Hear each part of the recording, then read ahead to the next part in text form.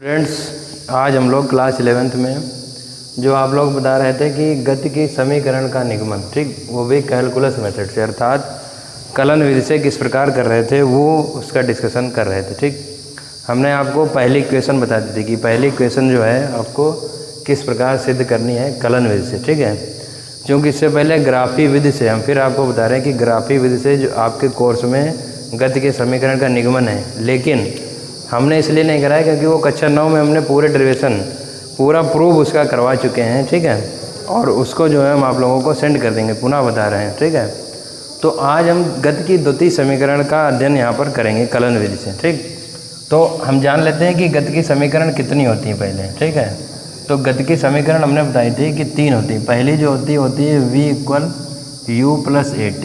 ठीक, दूसरी जो होती है वो होती है क्या, s = ut + ½ at²। ठीक, तीसरी जो होती है वो होती है v² = u² + 2as। ठीक, इतनी जो है इक्वेशन ऑफ मोशन होती है। आज हम लोग दूसरी समीकरण का निगमन कलन विधि से पढ़ेंगे। ठीक है, तो देखिए किस प्रकार करते हैं। यहाँ पर डालते हैं प्रूफ, अर्थात हिंदी में बोला जाता है उपपत्ति। ठीक, उपपत्ति के लिए सर्वप्रथम जो है हम लोग वेग की डिफिनेशन याद होनी चाहिए। वेग जो होता है वो वेग बराबर होता है विस्थापन बटे समयांतराल।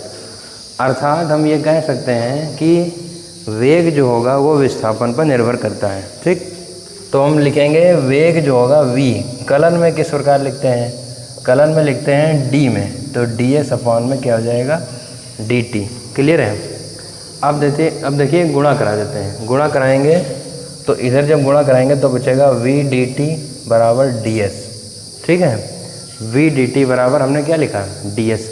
ds/dt का मतलब है कि ये विस्थापन ऊपर विस्थापन होता है, नीचे जो है ये समयांतराल होता है, तो इसको जो कलन में लिखा जाता है तो ds/dt। s बताया था जो डिस्टेंस ट्रेवल करता है। ठीक, तो इसको हम ऐसे भी लिख सकते हैं कि ds = v और dt। ठीक, आप देखिए यहाँ पर क्या कंडीशन होगी। कंडीशन ये होगी कि यहाँ पर v की वैल्यू हम समीकरण 1 से रखेंगे। किससे, समीकरण 1 से लिखेंगे, समीकरण 1 से।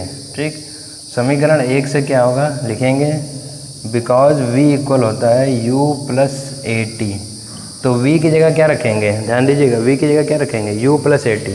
तो हम ये कह सकते हैं कि ds = u + at और बाहर क्या हो जाएगा dt। ठीक, ध्यान दीजिएगा। अब देखिए क्या करते हैं, dt की गुणा करा देते हैं इधर, जैसे हम लोग समानता कराते हैं, तो ये हो जाएगा u dt + at और dt। ठीक, इसके बाद में क्या, कलन विधि से जब भी करेंगे तो इसको हम क्या करते हैं, दोनों पक्षों में समाकलित करते हैं। लिखेंगे दोनों पक्षों को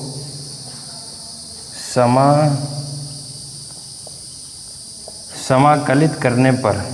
ठीक, तो जब समाकलित करेंगे तो हमने बताया था कि इसको किस प्रकार, देखिए इधर ds है तो हमने लिखा इंटीग्रेशन ऑफ ds बराबर, इधर जब लिखेंगे तो integration of u dt plus इधर जब लिखेंगे तो इंटीग्रेशन ऑफ at और dt। अब यहाँ पर ध्यान दीजिएगा, जो कांस्टेंट टर्म होगा वो बाहर कर लेते हैं। ठीक है, तो कांस्टेंट टर्म में क्या है, यहाँ पर कुछ नहीं है तो ds, यहाँ पर u है तो u बाहर कर लिया। ठीक है, यहाँ लगा दिया dt प्लस यहाँ पर a कांस्टेंट टर्म है, यहाँ कर लिया d और t। अब पूछेंगे t क्यों नहीं बाहर हुआ। ठीक है, देखिए समाकलन में जिसके सापेक्ष जो समाकलन होता है वो राशि जो है उसके अंदर ही रहती है। t और dt है तो t अंदर रहेगा और a हमने बाहर कर लिया, वो कांस्टेंट हो जाएगा। देखिए कंडीशन क्या होगी, यहाँ पर कंडीशन ये होगी कि अब यहाँ पर लिमिट का उपयोग किस प्रकार करते हैं। ठीक है, जो चली गई दूरी है वो 0 से s तक चलेगी। कितना है, 0 से s तक। जो समय के सापेक्ष है वो 0 से t तक, और यहाँ पर भी समय है ये 0 से t तक। लिमिट का हमने यूज यहाँ पर कर दिया। दूसरी चीज़ यहाँ पर देखिए t और dt आया है, क्या है t और dt। यहाँ पर आपको जो है एक सूत्र जानना होगा समाकलन का। जो सबसे पहला सूत्र होता है कि अगर कोई भी इंटीग्रेशन किसी राशि का पावर में दिया हो तो उसका सूत्र हम किस प्रकार लिख सकते हैं। ठीक, तो ये होता है, अगर x की पावर n dx दिया है तो इसको लिखते हैं x की पावर n+1 अपॉन में n+1 plus c constant term चलता है, यहाँ पर यूज नहीं होगा। ठीक, जब मैथ का ये रूल होता है। ठीक, तो देखिए यहाँ पर t है तो x की जगह t रखेंगे, पावर यहाँ पर 1 है, कितना है 1, तो 1 + 1 2, यहाँ पर भी 1 + 1 2।